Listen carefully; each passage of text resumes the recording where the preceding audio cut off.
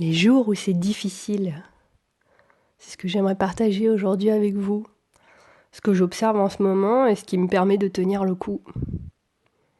Alors en ce moment, je trouve, en ce mois de début d'avril, en tout cas, au moment où j'enregistre ce petit podcast, j'observe que nous sommes en train de vivre une période en pointillé où il y a des pics en fait d'intensité, de jours très bien et de jours très mal, enfin en tout cas très difficiles à vivre. Et ça alterne constamment en fait, mais vraiment avec beaucoup d'intensité. Et c'est soit un jour bien, un jour mal, un jour bien, un jour mal, soit ça peut être même au sein même d'une même journée, où on ressent vraiment qu'il y a des moments très bien ou vraiment mieux, et puis des moments où ça s'écroule et on est au fond du seau, comme on dit. Et puis ça repart, et puis ça redescend, et puis ça repart, et puis ça redescend. Et c'est vraiment très alternatif, c'est intensément. Et c'est vraiment difficile à vivre. Et en fait, ce que je me disais en vivant ce moment et en observant les gens vivre ce moment aussi, dans les gens que j'observe, c'est que ça me fait penser en fait à mes contractions d'accouchement. Et vraiment, c'est comme ça que ça se passe pour un accouchement. Il y a des spasmes en fait à chaque contraction. Il y a des pics de douleur intenses et puis ça s'arrête. Il n'y a plus de douleur jusqu'à la prochaine contraction. Et la nature en ça est bien faite à un endroit. Parce que entre chaque contraction, il y a enfin un espace de repos qui permet de récupérer par rapport à la prochaine contraction qui va arriver. Et heureusement, parce que sinon, ça serait juste insupportable en fait. Et j'ai vraiment l'impression qu'on vit la même chose en ce moment. Vraiment ces pics-là c'est insupportable et heureusement ça s'arrête un peu.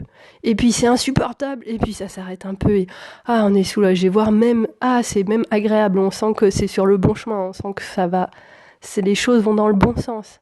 Mais voilà, ça va, ça vient, ça va, ça vient, c'est difficile. Et ce qui me permet de tenir le coup, c'est vraiment de l'identifier en ce sens comme un processus de renaissance en fait. Au bout de ce processus-là, difficile qu'on est en train de traverser tous, il y a une lumière et il y a une libération, en fait, qui me paraît évidente, en fait, exactement de la même manière qu'un accouchement. Nous sommes tous, chacun, en train de nous accoucher d'une façon différente. Et une meilleure version de nous, en fait. Et ça fait du bien, en fait, de se dire ça, parce que quand on est pris dedans, c'est difficile, en fait. Donc j'avais envie de partager ça déjà avec vous. Vraiment cette sensation que j'ai. Et puis, j'avais envie de vous partager ce qui me permet de tenir le coup. Alors moi, en ce moment, pour moi, c'est mon rapport à mes enfants qui me demande beaucoup, beaucoup d'efforts, d'énergie. Et bon, voilà, mes exigences en tant que mère d'essayer de faire bien, etc. Et j'ai des enfants en bas âge. Et bon, clairement, j'en bave. C'est vraiment un moment qui est très difficile pour moi là-dessus, sur ce rapport-là. Et bon, les perspectives de ces 3 semaines de confinement, honnêtement, il y a des jours, il y a des moments où je me dis, soit je vais vers l'illumination, l'éveil, soit je meurs parce que vraiment, j'en peux plus tellement c'est difficile ce que ça me demande en fait. Et en même temps, je ressens profondément que j'avance, que mine de rien, par rapport à ma problématique, par rapport à ma mie à 1 an, j'ai déjà beaucoup progressé. Alors en ce moment, ce que je vois pour les autres, c'est qu'il y a des problèmes par rapport au travail, par exemple.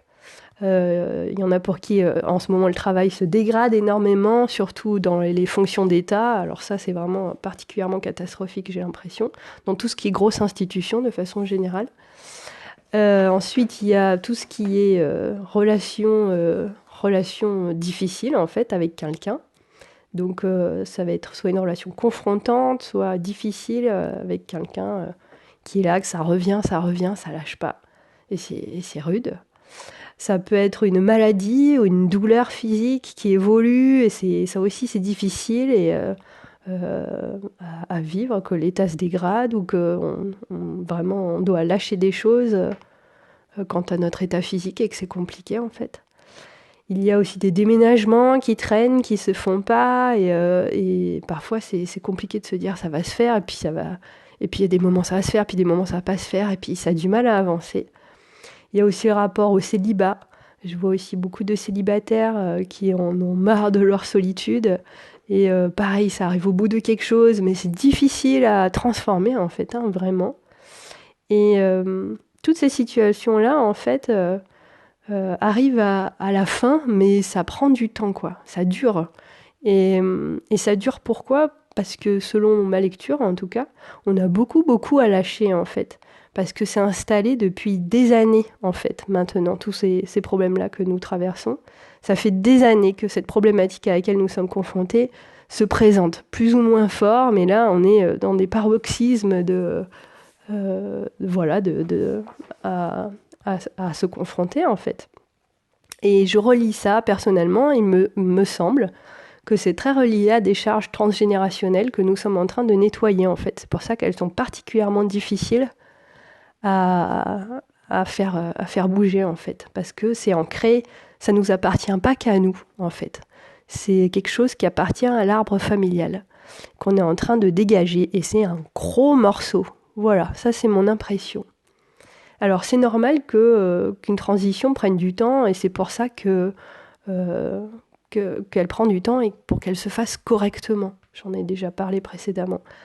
Et pour renaître à soi-même plus librement au final.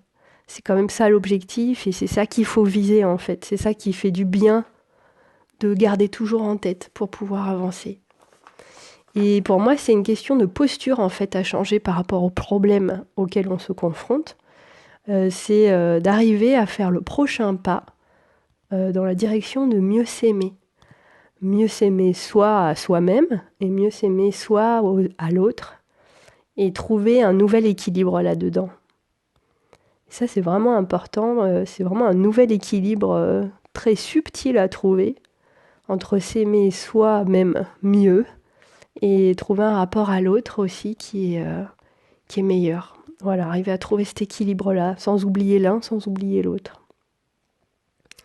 Donc, ce qui me permet de tenir le coup aussi, c'est le soutien moral, en fait, de mes proches ou de mes amis ou de ma famille ou des gens que j'aime, en tout cas.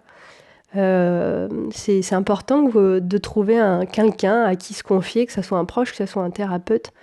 Et en général, on n'a pas besoin de conseils. Souvent, en tout cas. On n'a pas besoin de conseils, mais ce dont on a besoin le plus, c'est d'empathie, en fait. C'est de compassion. C'est juste quelqu'un qui met une main sur l'épaule et qui est avec nous, qui dit « Ok, je comprends, ça a l'air difficile ce que tu vis et je suis avec toi. Je compatis vraiment. » Et de sentir que nos deux cœurs, en fait, se mettent l'un avec l'autre, l'un contre l'autre, de se sentir ensemble, en fait, à traverser ça, ou ensemble à... Ouais, de pas se sentir tout seul avec ça, c'est ce qui me paraît le plus important, en fait. Et ça aide vraiment profondément à tenir le coup, vraiment. Et d'autre part, y a des pratiques quotidiennes que moi je fais pour tenir le coup. Et j'avais envie de les partager avec vous, chacun les siennes plutôt. Et je vois qu'il y a beaucoup de gens qui n'en ont pas en fait. Et ça me paraît tellement essentiel en ce moment d'avoir des pratiques. Pourtant, il en existe des pelletées infinies. Et c'est tellement soutenant en fait. Donc moi, personnellement, je fais l'Isha Kriya de Sadhguru. Sadhguru, c'est un sage indien, un maître indien, dont on voit les vidéos pas mal sur Internet. Sadhguru, ça s'écrit Sadhguru.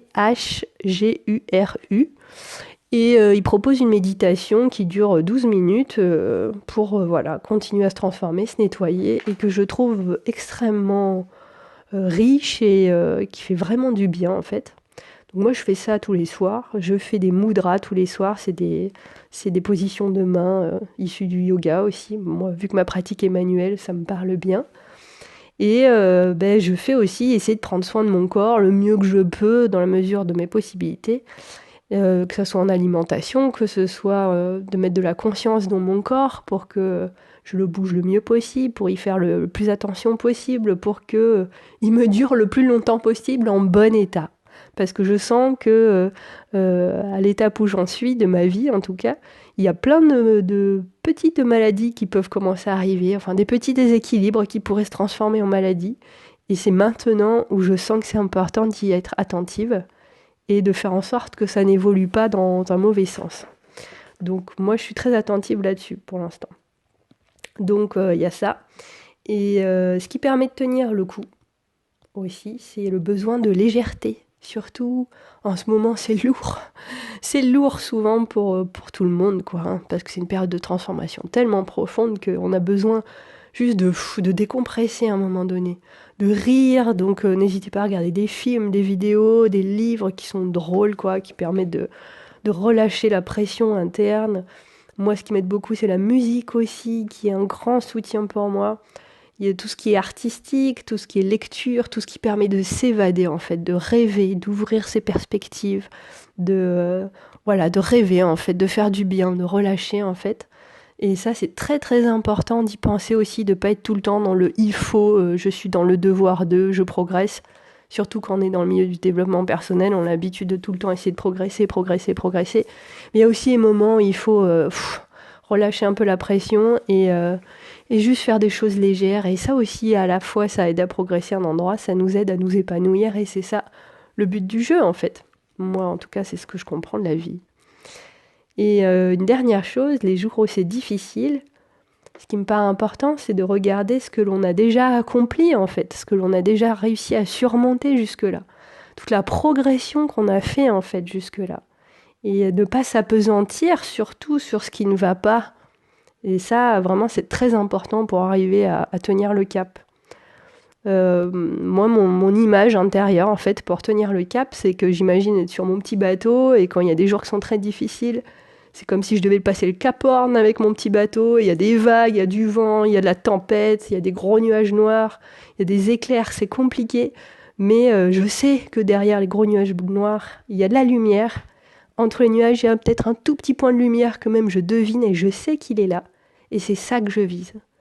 Et pour moi, c'est très clair que c'est ça que je vise. C'est la lumière derrière les nuages et c'est là que je vais. Et ça, c'est très aidant en fait pour moi parce que j'ai aucun doute sur le fait que je vais y arriver. Donc en ce moment, ce qui aide vraiment les jours où c'est difficile, c'est avoir la foi.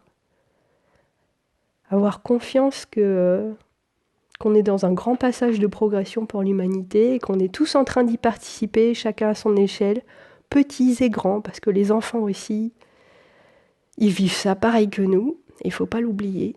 Et ce qui aide vraiment, c'est avoir la foi en fait. Voilà ce que je peux vous partager aujourd'hui. J'espère que ce petit podcast pourra vous aider ou vous éclairer d'une façon ou d'une autre. N'hésitez pas à le partager si vous trouvez qu'il fait du bien, ça me fera plaisir. Et je vous dis peut-être à bientôt. Enfin, je vous dis à bientôt. C'était Elisabeth de www.ducoeuraucorps.fr.